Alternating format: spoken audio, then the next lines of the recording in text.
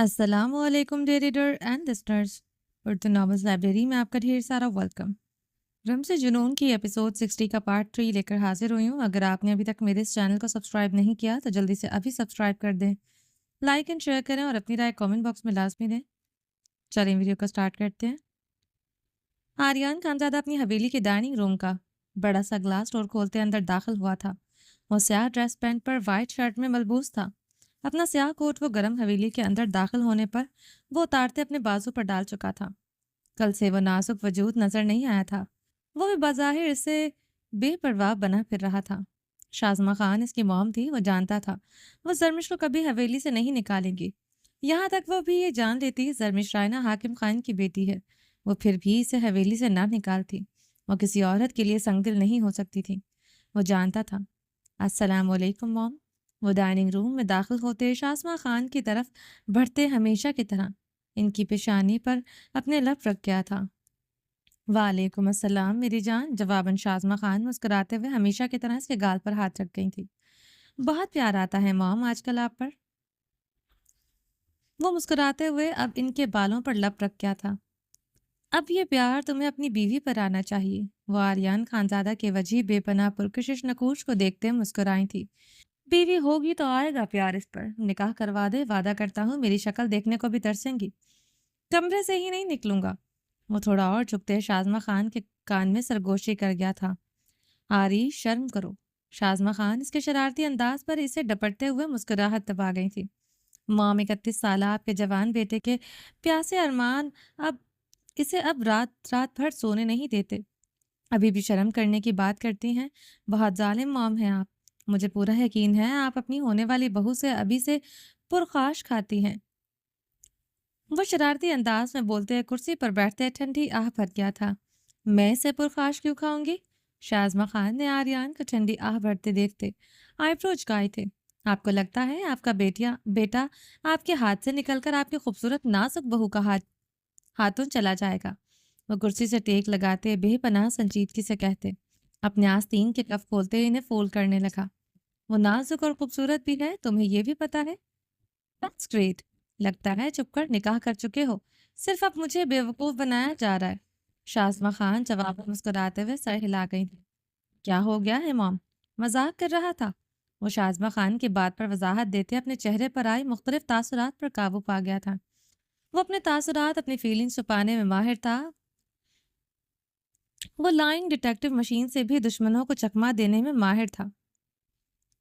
اس پر تو lying detective machine بھی اثر نہیں کرتی تھی، مگر شازمہ خان کو بیوقوف نہیں بنا سکتا تھا۔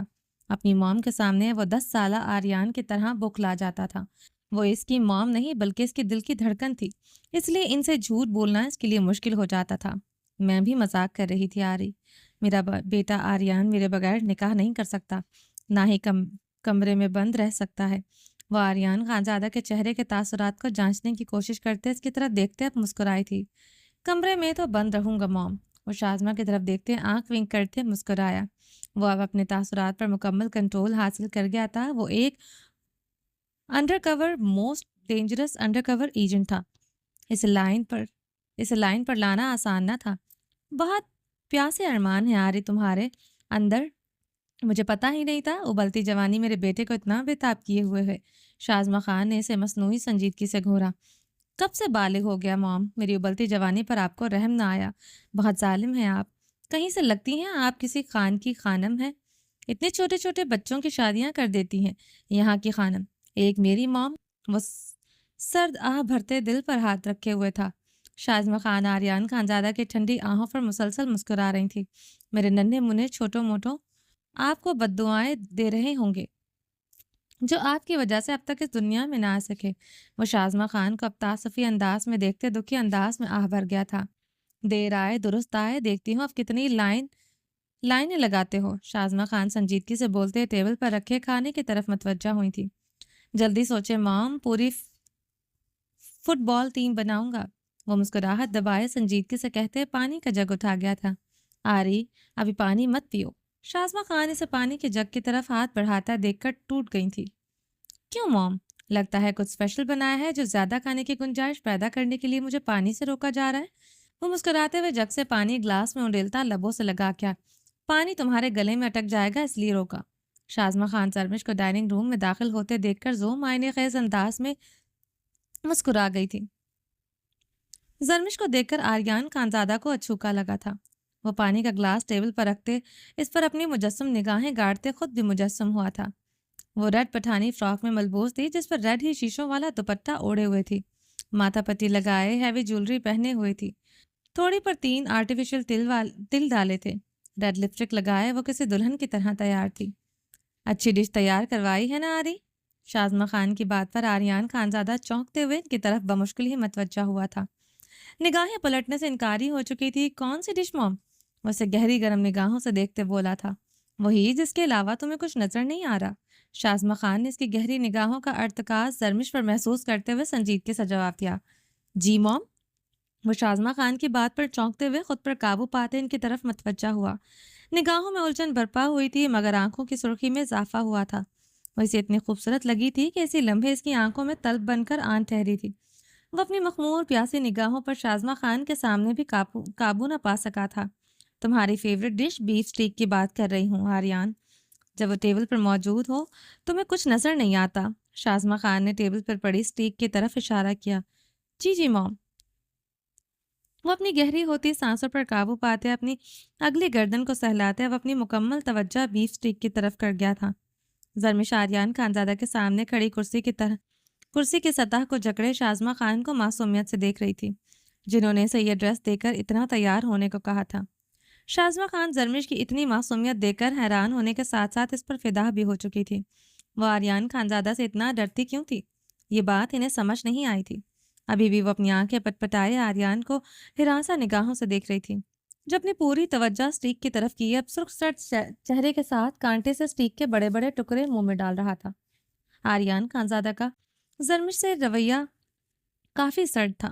وہ پہلی ملاقات میں ہی جان چکی تھی، مگر بات یہ نہ تھی جو دکھائی دے رہی تھی۔ آریان ان کا بیٹا تھا، فارس خان کا بیٹا۔ سامنے کھڑی لڑکی اس کے لیے کیا اہمیت رکھتی ہے وہ یہ بھی جان چکی تھی۔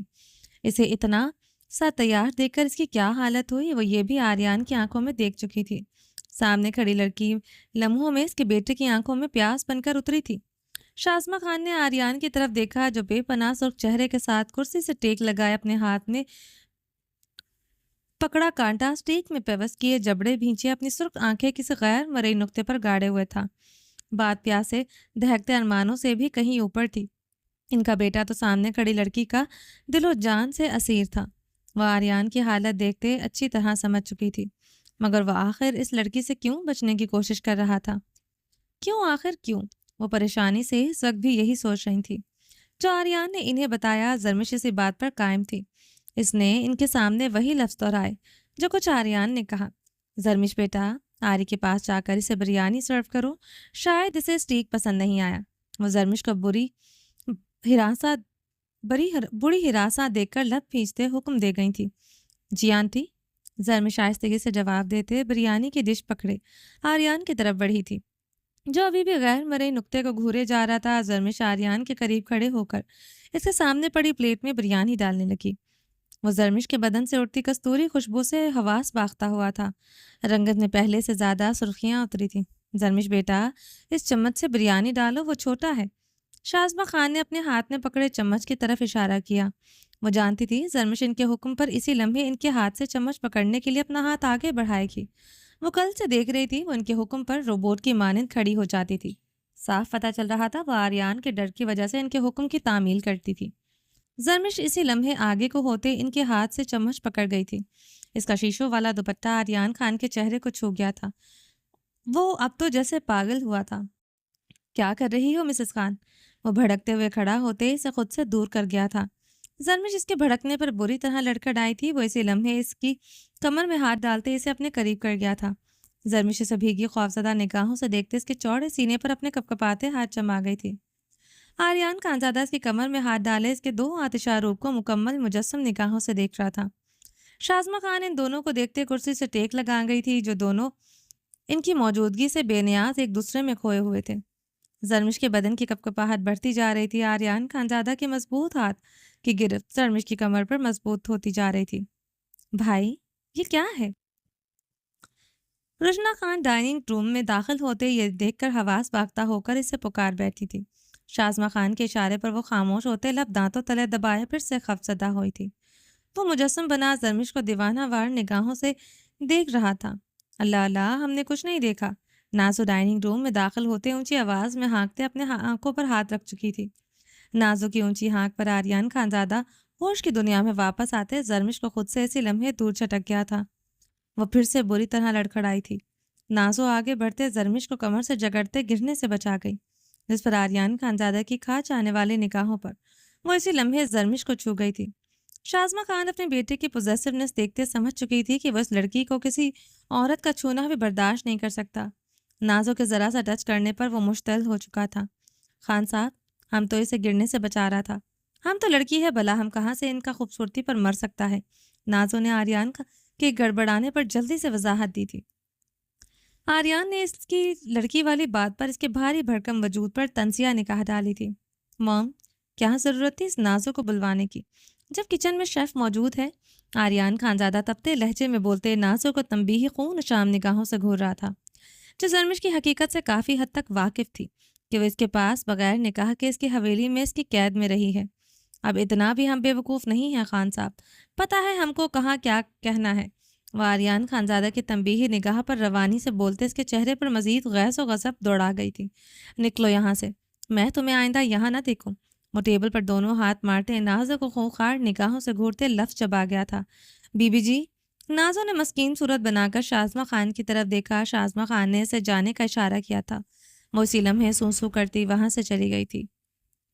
مام، اس کو ڈرامے کرنے کی عادت ہے، اس کے مگرمچھ کے آنسو پر نہ جائیے گا۔ مجھے اپنے کچن میں اپنی حویلی میں اس بے ڈھنگی عورت کا وجود گوارا نہیں۔ وہ غصے سے آئیبرو مسلتے اب شازمہ سے مخاطب ہوا تھا۔ زرمش تو وہیں سٹل کھڑی اسے ہراساں نگاہوں سے دیکھتی کانپ رہی تھی۔ آریان خانزادہ کی گردن میں سرخیاں دوڑ رہی تھی، کلائیوں ہاتھوں کی موٹی نیلی رگیں اجاگر ہو رہی تھیں۔ رشنا بھی اپنی سنہری آنکھیں پھیلائے حیرانگی سے اسے دیکھ رہی تھی، جو کبھی اس طرح شازمہ کے سامنے بھڑکتا نہیں تھا، نہ اتنا اونچا بولتا تھا۔ بیہیو یور سیلف آری، تم کسی عورت کے بارے میں بات کر رہے ہو؟ وہ ملازمہ ہے تو کیا ہوا، مگر تمیز کے دائرے میں رہ کر بات کرو۔ ایسی تربیت تمہاری میں نے نہیں کی۔ شازمہ خان ناگواری سے بولنی تھی۔ سوری مام۔ آریان خانزادہ کے اسی لمحے معافی مانگنے پر زرمش نے حیرانگی سے اسے دیکھا، جو لب نیچے سرخ چہرے کے ساتھ کھڑا تھا۔ دوسرے لمحے وہ اپنا کوٹ اٹھائے ڈائننگ روم میں اپنے بھاری قدموں سے عبور کر گیا تھا۔ مسز خان، شازمہ خان زیر لب لفظ دہراتے اپنی نگاہیں گلاس ڈور پر ٹکا گئی تھی، جہاں سے آریان خانزادہ گیا تھا۔ آریان خانزادہ انگیٹھی میں جلتے شعلوں کی مانند دہک رہا تھا۔ شازمہ خان بغیر بتائے زرمش کو اپنے ساتھ لے گئی تھی۔ وہ اس کا دو آتشہ روپ یاد کرتے بری طرح دہک رہا تھا۔ وہ صوفے پر بیٹھا جبڑے بھینچے شازمہ خان کا انتظار کر رہا تھا، جو ابھی تک نہیں آئی تھی، نہ ان کا نمبر مل رہا تھا۔ رشنا سے پتہ چلا تھا کہ وہ اسے لے کر کسی ملازم کی بیٹی کی شادی پر گئی ہیں۔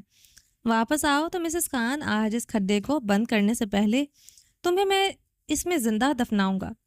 وہ شولوں کی مانند جلتے ہوئے اپنی شرٹ کے اوپری بٹن جھنجھلاتے ہوئے کھول گیا تھا۔ اس کا دھمکتا روپ یاد آیا تھا۔ وہ ریڈ پٹھانی فراک میں ملبوس تھی، جس پر ریڈ ہی شیشوں والا دوپٹہ اوڑھے ہوئے تھی، ماتھا پٹی لگائے ہیوی جولری پہنے ہوئے تھی، تھوڑی پر 3 آرٹیفیشل تل ڈالے تھے، ریڈ لپسٹک لگائے وہ کسی دلہن کی طرح آج تیار ہوئی تھی۔ وہ اضطرابی انداز میں اپنی پچھلی گردن پر ہاتھ پھیرتے شازمہ خان کا انتظار کر رہا تھا کہ شازمہ خان زرمش کے ساتھ داخلی دروازے کے ساتھ اندر داخل ہوتے لاؤنج کی طرف بڑھی تھی۔ وہ زرمش کے دلہن سے سجے وجود کو پر اب اپنی نگاہ نہ ڈال سکا تھا۔ وہ نیٹ کے باریک دوپٹے میں بغیر کسی چادر کے باہر سے آتے اسے جلتے توے پر بٹھا چکی تھی۔ شازمہ خان لاؤنج میں داخل ہوتے آریان خانزادہ کو صوفے پر بیٹھا دیکھ کے رکی تھی۔ آریان خانزادہ صوفے پر بیٹھے ہوئے ہاتھوں کی انگلیاں آپس میں پیوست کیے ہوئے اپنے ایک پاؤں کو مسلسل اضطرابی انداز میں ہلا رہا تھا۔ شازمہ خان کے لاؤنج میں داخل ہونے پر اس کی سرخ نظروں کا ارتکاز اب زرمش پر تھا۔ زرمش اس کے سر چولہ بار نگاہ پر گھبراتے ہوئے شازمہ خان کی پشت کے پیچھے چھپی۔ کیا ہوا آری، اتنی رات ہو گئی، جاگ کیوں رہے ہو؟ شازمہ خان نے اس کی بے چین اضطرابی پہلو بدلتے انداز پر بظاہر انجان بنتے پوچھا تھا۔ آپ اسے کیوں ساتھ لے کر گئی؟ وہ صوفے سے اٹھتے ہوئے شازمہ خان کے پیچھے چھپے نازک وجود کی طرف غصے سے بڑھا تھا۔ بیہیو یور سیلف آری، تم ہوتے کون ہو اس پر غصہ کرنے والے، اس پر اپنا حق جتانے والے؟ شازمہ خان غصے سے سوال کرتے اسے ہاتھ کے اشارے سے آگے بڑھنے سے روک گئی تھی۔ مام حق نہیں جتا رہا، مگر آپ کو ایک ملازمہ کی شادی پر اسے اتنا تیار کر کے نہیں لے جانا چاہیے تھا۔ وہ خود پر قابو پاتے لب بھینچ گیا تھا۔ کیوں؟ تمہیں کیا اعتراض ہے؟ شازمہ خان نے سوالیہ انداز میں آئیبرو چکائے۔ بات اعتراض کی نہیں مام، کیا ضرورت تھی ایک جوان انجان لڑکی کو یوں ساتھ لے جانے کی؟ وہ خود پر قابو پاتے بری طرح چنچلایا تھا۔ وہ سرخ پٹھانی فراک میں دلہن کی طرح سجی بے تحاشا خوبصورت لگ رہی تھی۔ اس سے پہلے اسے کبھی اتنی خوبصورت نہ لگی تھی۔ جوان اور خوبصورت لڑکی آ رہی؟ شازمہ خان نے اس کی بات کی توثیق کی تھی۔ جی مام۔ وہ شازمہ خان کی بات سے زیادہ ان کے ذو معنی انداز پر چونکا تھا۔ وہ ان جوان اور خوبصورت لڑکی کو حویلی لائے ہو، اب اس کے متعلق مجھے ہی سوچنا ہے نا آری؟ شازمہ خان نے جواباً مسکراتے بات بدل گئی۔ کیا مطلب مام؟ آریان خانزادہ شازمہ کی بہک سے نظر آتے رڈ آنچل کو صرف نگاہوں سے دیکھتے دانت کچکچا گیا تھا، جو بغیر کسی چادر کے باہر سے آئی تھی۔ دوسروں کو اپنی رنائیاں دکھا کر اب اسے دیکھتے چھپ رہی تھی۔ مطلب یہ آری بیٹا، خوبصورت جوان لڑکیوں کے رشتے ایسے ہی آتے ہیں۔ سرمش کو ساتھ لے جانے کا مقصد یہی تھا وہ کسی کو پسند آ جائے۔ شازمہ خان اطمینان سے کہتے آری کی رنگت میں شعلے دہکا چکی تھی۔ آپ اسے اس لیے ساتھ لے کر گئی تھی؟ وہ بے یقین ہوتے دہکتی سانسوں کے ساتھ سوال کرتے دانت پر دانت چما گیا تھا۔ ہاں، شازمہ خان ایک لفظی جواب دیتے آریان خانزادہ کے وجود پر جیسے چھریاں چلا چکی تھی۔ شازمہ خان زرمش اس کی تمام تر اپنی رنائیوں کے ساتھ اس لیے اپنے ساتھ لے کر گئی تھی تاکہ اس کا رشتہ تلاش کر سکے۔ وہ تو بارود کا گولہ بنا تھا۔ مام اس کے معاملے سے دور رہیں۔ آپ اسے یہاں رکھنے کا فیصلہ کر چکی ہیں، ٹھیک ہے، مگر اسے آئندہ کہیں نہیں لے کر جائیں گی۔ غصے سے لفظ چباتے گویا ہوا تھا، آواز اونچی ہوئی تھی۔ بغیر کیوں آ رہی؟ تمہیں کیا اعتراض ہے؟ شازمہ خان بھی جواباً بھڑک اٹھی تھی۔ مجھے اعتراض اس کے وجود پر ہے مام۔ اس کے ہر معاملے سے دور رہیں۔ اگر آئندہ اسے لے کر کہیں بھی گئیں یا ایسا کچھ بھی سوچا، میں اسے واپس سڑک پر پھینکاؤں گا، مگر یہاں نہیں رکھوں گا۔ وہ غصے سے بولتے وہاں سے واک آؤٹ کر گیا تھا۔ شازمہ خان نے پہلی مرتبہ سے یوں بدتمیزی سے بولنے پر اس کی پشت کو دیکھ کر بمشکل خود پر قابو پایا تھا۔ تم جاؤ بیٹا اپنے کمرے میں، شازمہ خان نے زرمش کی طرف پلٹتے نرمی سے کہا، جو بری طرح گھبرائی ہوئی تھی۔ زرمش شازمہ کی بات پر بھاگتے ہوئے آریان کے خان کے کمرے کی طرف بڑھتے ان کے شک پر یقین کی مہر لگا گئی تھی۔ زرمش بدحواسی میں بھاگتے ہوئے آریان خانزادہ کے کمرے میں داخل ہوتے دروازے سے ٹیک لگاتے گہرے سانس لینے لگی۔ وہ شازمہ خان کے سامنے ہی آریان خانزادہ کے کمرے میں داخل ہو گئی تھی۔ یہ اندازہ ہوتے وہ اپنا نچلا لب کچل کر رہ گئی تھی۔ بلڈ تھروس پیسٹ کمرے میں نہیں تھا، وہ واش روم میں تھا۔ پانی گرنے کی آواز آ رہی تھی۔ اسے آریان کے آنے سے پہلے یہاں سے نکلنا تھا، مگر باہر کھڑی وہ شازمہ کو کیا جواب دیتی؟ وہ سوچتے ہوئے پریشان ہوئی تھی۔ وہ پچھلے 10 منٹ سے دروازے سے ٹیک لگائے گہرے سانس لیتے واش روم کے دروازے پر نگاہیں ٹکائے ہوئی تھی، جہاں سے اب پانی گرنے کی آواز آنا بند ہو چکی تھی۔ زرمش کی سانسیں مزید اٹکی تھی۔ جو بھی تھا، اس بلڈ تھروس پیسٹ سے پہلے یہاں سے نکلنا تھا۔ اس وحشی درندے سے زیادہ اس کی موم خوفناک نہیں تھی۔ وہ پلٹتے ہوئے دروازے کے ہینڈل پر ہاتھ رکھ گئی۔ مسز خان، آریان خانزادہ کی سرد برفیلی آواز پر وہ اس کی طرف پلٹتے اپنے دھڑکتے دل پر ہاتھ رکھتے دروازے میں سمائی تھی۔ وہ سیاہ ٹراؤزر پر سیاہ سینڈو پہنے نم بالوں کے ساتھ کھڑا اسے خون شام نگاہوں سے گھور رہا تھا۔ تم یہاں پر کیا کر رہی ہو؟ وہ اس کی طرف ایک ہی جست میں بڑھتے دروازے کو لاک کرتے اسے کلائی سے جکڑے اپنے قریب کرتے اس کی ہیزل گرے کاجل سے لبریز آنکھوں میں اپنی سبز آنکھیں گاڑ گیا تھا۔ وہ میں غلطی سے تو تمہارے کمرے میں داخل ہو گئی تھی، جانے لگی تھی۔ وہ اس کے سینڈو سے نظر آتے سے ایکسپیکٹ چٹانی سینے پر ہاتھ جما گئی تھی، جہاں پانی موتیوں کی صورت میں چمک رہا تھا۔ موم کے سامنے آئی ہو؟ وہ بری طرح پریشان ہوا تھا۔ نہیں، وہ جھوٹ بولتے جلدی سے سر نفی میں ہلا گئی تھی۔ آریان خانزادہ اپنی رکی سانس بحال کرتے اسے کمر سے جکڑے اپنے مزید قریب کر گیا تھا۔ کون تھا جہاں گئی تھی تو؟ آریان نے اپنی اندر کی جلن پر قابو پاتے اس کے خوبصورت نقوش کو دیکھتے سنجیدگی سے سوال کیا۔ سب تھے، وہ آہستگی سے بولتے اس کی سب آنکھوں میں سرخی اتری دیکھ رہی تھی، جو عجب سی تھی۔ لہجہ بھی نرم تھا۔ مرد بھی تھے؟ آریان خانزادہ نے گلے میں مدھم سی گلٹی ابھرتی اس کے ساتھ بمشکل ہی سوال کیا تھا۔ نہیں، زرمش نے سر نفی میں ہلایا تھا۔ سچ کہہ رہی ہو؟ وہ اس کی کمر پر سختی سے اپنی انگلیاں پیوست کر گیا تھا۔ ہاں، زرمش نے اس بات میں سر ہلایا۔ آریان خانزادہ اس کے جواب پر اطمینان کی راحت پاتے اس کی ماتھا پٹی پر اپنی گہری نگاہ گاڑ گیا تھا۔ یہ کہاں سے لی؟ آریان خانزادہ نے ایک ہاتھ سے اس ماتھا پٹی کو ذرا سا چھو کر دیکھا۔ آنٹی نے دی۔ زرمش اس کی آنکھوں میں خمار کی سرخی اترتے دیکھتے کپ کپاتے لبوں سے جواب دے رہی تھی۔ یہ کس نے ڈالے؟ اب اس کی گرم گہری نگاہ گرم سانسوں کا مرکز اس کی تھوڑی پر چمکتی آرٹیفیشل تیلوں پر تھا۔ رشنا نے بنائے، زرمش نے بمشکل ہی جواب دیا تھا۔ وہ اسے اپنے سینے میں بھینچتے ہی جا رہا تھا۔ یہ لپسٹک کہاں سے لی؟ وہ اب اس کے ہونٹوں کو فوکس کیے ہوئے تھا۔ رشنا نے دی، زرمش دھڑکتے دل کے ساتھ بمشکل جواب دے رہی تھی۔ ماتھے پر شبنم کی چمک بڑھتی جا رہی تھی۔ وہ اس کے ہاتھ اپنے سینے سے ہٹاتے، اسے اپنے چوڑے سینے سے لگاتے اس کی نازکی کو اپنے سینے سے مسل رہا تھا۔ وہ اتنی زور سے اسے خود پہ بھینچے ہوئے تھا، زرمش کے دل کی دھڑکنیں اب مقابل کے سینے میں دھڑکنا شروع ہو چکی تھی۔ تمہارے پاس اپنا کچھ نہیں ہے۔ زرمش کو اس کی بھاری آواز کے ساتھ اپنی فراک کے زپ چر کے ساتھ نیچے کھسکتی محسوس ہوئی۔ وہ اس کا دوپٹہ آگے سے پیچھے کرتے اس کی شرٹ کندھوں سے نیچے کھسکا گیا تھا۔ یہ کس کی ہے؟ وہ اس کے ریڈ سٹریپ انگلیوں میں پھنسائے بے باکی سے سوال کر گیا تھا۔ میری؟ زرمش نے آنکھیں پھیلائے اس کے سرخ چہرے کے ساتھ جواب دیا۔ شکر ہے یہ تمہاری ہے، ورنہ مجھے لگا یہ بھی بورو کیا تم نے؟ وہ بھاری آواز میں بولتے اس کے دوپٹے میں لگی پنز اتار رہا تھا۔ زرمش اسے ہراساں نگاہوں سے دیکھ رہی تھی۔ وہ بہت نرمی سے اس کے دوپٹے کی پنز اتار رہا تھا۔ وہ دوپٹہ اتار دے اسے بیڈ پر دھکیل گیا تھا۔ زرمش نرم گدے پر سیدھی گرتی، دھڑکتے دل کے ساتھ کانپتے ہوئے رخ پلٹ گئی تھی۔ آریان کی گہری بے چین اکساتی نگاہیں اس کے پشت پر جم گئی، جو چودنی کے چاند کی طرح چمک رہی تھی۔ وہ اس کی طرف بڑھتے اس کی پشت کو اس ریڈ پردے کے باریک سٹریپ سے آزاد کر گیا تھا۔ زرمش کی سانسیں سینے میں دبتے خاموش ہوئی تھی۔ وہ اس کی بے داغ پشت پر اپنے سلگتے لب رکھنے لگا۔ زرمش آنکھیں نیچے گہرے سانس لینے کی ناکام صحیح کر رہی تھی۔ وہ آج اس پر اپنا مکمل وزن ڈالے ہوئے تھا۔ وہ اس کی پشت کو اوپر سے نیچے چومتے نیچے کی جانب بڑھنے لگا۔ زرمش کی سانس اب سچ میں بند ہوئی تھی۔ اس کے ہاتھ کی بے باک حرکتوں پر وہ بری طرح لرزنے لگی۔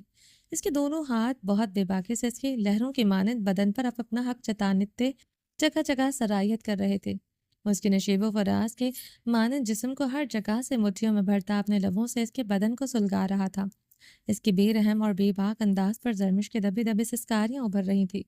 وہ اوپر کو ہوتے اس کا رخ پلٹتے اس پر حاوی ہوتے زرمش کے لبوں کو اپنے لبوں میں جکڑ گیا۔ وہ اس کے چہرے کو نرم ہاتھوں میں جکڑے اس کے لبوں کو شدت سے چومتے، انہیں دانتوں میں بار دبا رہا تھا۔ زرمش کے وزن کے نیچے دبی بمشکل سانس لے رہی تھی۔ وہ اس کے لبوں کو چھوڑ ہی نہیں رہا تھا۔ اس کے ایک ہاتھ کی بے باکی گہرائیوں پر بڑھتی جا رہی تھی۔ سانس نہیں آ رہا۔ وہ لبوں کو آزادی ملنے پر بمشکل بولتے۔ آریان خانزادہ کو کپ کپاتے ہاتھوں سے خود سے دور کرنے کی ناکام صحیح کرنے لگی۔ سانس نہیں آ رہا تو ہم پوزیشن بدل لیتے ہیں مسز خان۔ وہ اسے گرم نگاہوں سے دیکھتے اس کی کمر میں ہاتھ ڈالتے اسے اپنے اوپر کر گیا تھا۔ یہ پوزیشن کیسی ہے مسز خان؟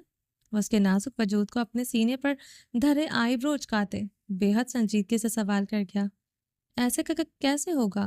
زرمش بوکلاتے ہوئے بے پناہ سرخ پڑتے سوال کر گئی تھی۔ تم واقعی میں معصوم ہو مسز خان؟ وہ اس کے معصومیت سے کیے گئے سوال اور اس کی سرخ رنگت کو دیکھتے لب کھینچے سوال کر گیا تھا۔ اس کے الہڑ بدن میں اس کی معصومیت میں، اس کی دھڑکتی دھڑکنوں میں، اس کے شرمیلے پن میں صرف معصومیت تھی، انچھوا پن تھا۔ کیا؟ وہ اس کے اوپر دھری اس کے بدن میں ہوتی تبدیلیوں پر مزید کانپنا شروع ہو چکی تھی۔ کہو کہ تم صرف میری ہو۔ تم اس روئے زمین پر کسی نے ہاتھ نہیں لگایا۔ وہ گہرے سانس لیتے اس کے سرخ گال پر ہاتھ رکھ گیا تھا۔ جب تم خود نہیں جان سکتے، میں تمہیں کبھی نہیں بتاؤں گی۔ میرے دل پر بہت گہرے زخم تم نے لگائے ہیں۔ زرمش سے ڈبڈبائی آنکھوں سے کپکپاتے لبوں سے بولتے کرب زدہ سسکی لے گئی تھی۔ جان ہی لیتا ہوں تمہیں کسی نے چھوا یا نہیں۔ وہ اس کی بات پر سلگتے ہوئے اس کے بالوں میں ہاتھ ڈالتے اسے اپنے قریب کر گیا تھا۔ آریان اسے تکیے پر گراتے اس پر حاوی ہوتے اس کی دونوں کلائیاں سختی سے جکڑ گیا۔ زرمش نے تڑپتے ہوئے مزاحمت کی تھی۔ وہ اس پر اپنا مکمل وزن ڈال گیا تھا۔ دروازے پر ہوئی زوردار دستک پر اس کے بدن کو پردوں کو نیچے کی جانب کھسکاتے ہوئے رکا تھا۔ دروازے کو باہر سے بری طرح کھٹکایا جا رہا تھا۔ آریان خانزادہ نے سلگتی غصیلی نگاہ دروازے پر ڈالی۔ وہ اس پوزیشن میں نہیں تھا کہ اب وہ مقابل سے دور جا سکتا۔ آواز نہ آئے مسز خان۔ وہ دروازے کی دستک کو اگنور کیے زرمش پر جھکتے ہوئے اسے وارن کر گیا تھا۔ وہ اس کے جسم کو پردوں سے آزاد کرتے پھر سے اس کے لبوں کو اپنے لبوں میں پیوست کر گیا تھا۔ آری، دروازہ کھولو۔ شازمہ خان کی گرجدار آواز سنائی دی تھی۔ آریان حواس باختہ ہوتے اسی لمحے زرمش کے اوپر سے جمپ مار کر اترا تھا۔ کپڑے درست کرو۔ وہ دہکتی سانسوں پر قابو پاتے زرمش کی اجڑی بکھری حالت کو دیکھتے اس کے قریب ہوتے جھکتے ہوئے سرگوشی کر گیا۔ اس کے وجود پر آدھے ادھورے لباس پر اس سے نظریں نہیں ہٹا پا رہا تھا۔ دروازہ مسلسل کھٹک رہا تھا مگر اسے چھوڑ کر دروازہ کھولنا آریان کے لیے بہت مشکل تھا۔ زرمش اپنی فراک اوپر کرتے کانپتے ہاتھوں سے زپ بند کر گئی تھی۔ اب جاؤ ڈریسنگ روم میں۔ وہ گہرے سانس لیتے اس کی طرف جھکتے بولا۔ زرمش اس کی آنکھوں کی بے تحاشا سرخی اور اس کی پھولتی سانسوں پر گھبراتے ہوئے دوسری جانب سے اترتے ڈریسنگ روم کی طرف بھاگتے ڈریسنگ روم کا دروازہ کھولتے اندر داخل ہو گئی۔ آریان خانزادہ نے اپنے سلکی نم زدہ بالوں میں انگلیاں پھیرتے ہوئے خود پر قابو پاتے دروازہ کھولا۔ جی موم، کیا ہوا؟ وہ مسکراتے ہوئے شازمہ خان سے مخاطب ہوا۔ کچھ نہیں آ رہی، زرمش کو تمہارے کمرے کی طرف آتا دیکھا تھا۔ شازمہ خان نے اس کی آنکھوں کی سرخی اور لبوں پر لپسٹک دیکھتے سنجیدگی سے استفسار کیا۔ نہیں موم، یہاں نہیں آئی، یقیناً وہ رشنا کے کمرے کی طرف مڑ گئی ہوگی۔ اور وہ یہاں کیوں آئے گی؟ آریان خانزادہ نے گھبرائے زر تاثرات کے ساتھ جواب دیا۔ شازمہ خان آریان خانزادہ کی شاندار ایکٹنگ پر اسے داد دیے بغیر نہ رہ سکی تھی۔ وہ مسکراتے ہوئے اندر داخل ہوئی تھی۔ وہ بادب طریقے سے مسکراتے ہوئے پیچھے ہٹ گیا تھا۔ بیڈ کی طرف نگاہ پڑتے شازمہ خان کی رنگت سرخ ہوئی تھی۔ زرمش کے بدن سے اترتا رٹ پردہ وہاں پر پڑا تھا۔ وہ جلدی سے اپنی نگاہیں پھیر گئی تھی۔ وہ آریان کے سامنے ماں بیٹے کا پردہ لحاظ ختم نہیں ہونے دینا چاہتی تھی، نہ اسے شرمندہ کرنا چاہتی تھی، مگر انہیں اس بات کی تکلیف بہت شدت سے پہنچی تھی۔ وہ زرمش سے نکاح کر چکا تھا، چھپا کیوں رہا تھا؟ انہوں نے اس کی ایسی تربیت نہیں کی تھی کہ وہ ایک لڑکی کو اپنے نکاح میں لے کر اسے اعلیٰ اعلان بھرپور تحفظ نہ دے سکے۔ وہ اس کے نکاح میں ہوتے ہوئے بھی یوں چپ چپ کر رہے۔ ان کا بیٹا تو بہت بہادر تھا۔ وہ ماں بیٹے سے کم ایک دوسرے کو دوست مانتے تھے۔ وہ ٹپکل ماؤں کی طرح تھی ہی نہیں، نہ انہیں زرمش کے نسب العین ذات پات اسے امیری غریبی پر اعتراض تھا۔ وہ ان کے بیٹے کی پسند تھی، انہیں اسی چیز سے غرض تھی۔ وہ آریان خانزادہ کو تعصب دکھ بھری نگاہوں سے دیکھ رہی تھی جو ان سے مسلسل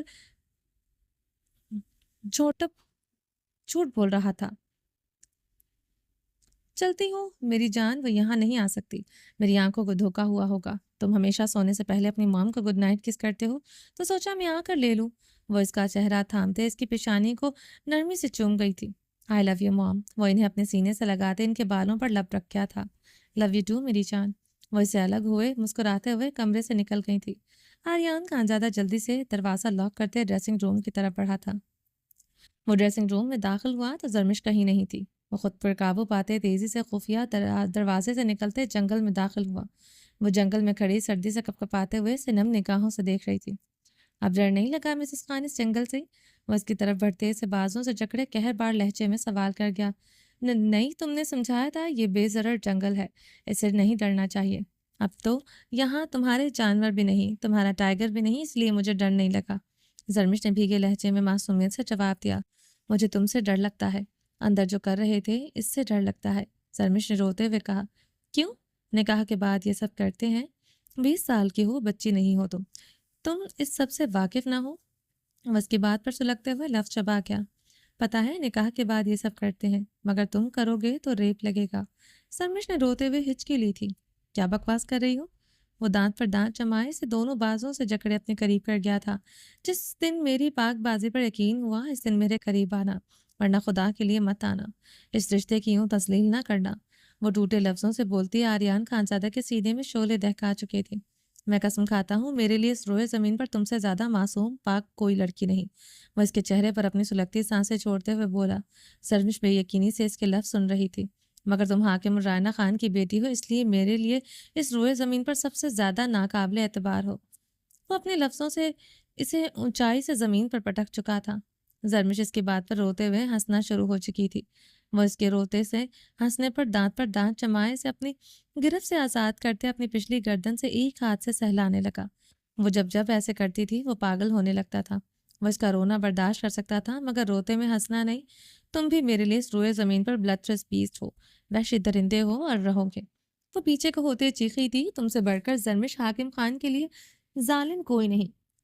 وہ شدت گریا سے ہزیانی چیخی تھی۔ آریان خان اسے خاموشی سے جبڑے بھینچتے دیکھ رہا تھا۔